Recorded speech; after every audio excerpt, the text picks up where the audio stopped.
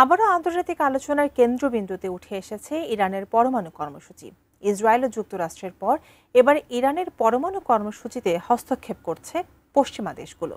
ইরানের সঙ্গে পশ্চিমারা যখন আলোচনায় ব্যর্থ, তখন ইসরায়েলের মিত্র দেশগুলো শরণাপন্ন হয় জাতিসংঘের। এমনকি তারা জাতিসংঘকে চাপ দিচ্ছে ইরানের বিরুদ্ধে কঠোর পদক্ষেপ নেওয়ার জন্য। পশ্চিমাদের এমন পদক্ষেপে এবার তীব্র প্রতিক্রিয়া জানিয়েছে ইরানের পরম মিত্র রাশিয়া। আরও জানাচ্ছেন শেখ ফরিদ।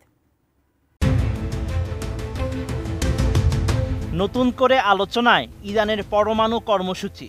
এরই মধ্যে ইউরোপের 3 দেশ ফ্রান্স, জার্মানি ও ব্রিটেনের সঙ্গে পরমাণু কর্মসূচি নিয়ে আলোচনা ব্যর্থ হয়েছে। পশ্চিমা এই 3 দেশ সেই প্রেক্ষাপটে জাতিসংঘকে জানিয়ে দিয়েছে যেন ইরানের উপর নিষেধাজ্ঞা পুনর্বহাল করা হয়। পশ্চিমাদের এমন পদক্ষেপে তীব্র প্রতিক্রিয়া জানিয়ে ইরানের পাশে দাঁড়িয়েছে রাশিয়া।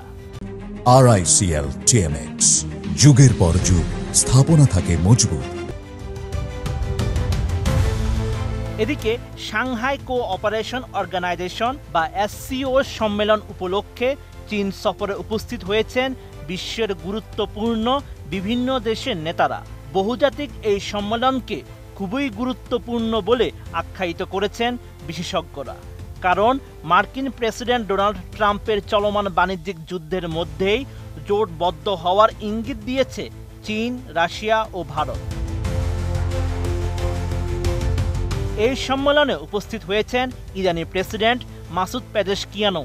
সেখানে ইরানি প্রেসিডেন্টের সঙ্গে বৈঠক করেন রুশ প্রেসিডেন্ট ভ্লাদিমির পুতিন। বৈঠকে তিনি ইরানের পরমাণু কর্মসূচি নিয়ে আলোচনা করেন। 1 সেপ্টেম্বর এক সংবাদ বিজ্ঞপ্তিতে এমন তথ্য জানিয়েছে রুশ প্রেসিডেন্টের কার্যালয় ক্রেমলিন।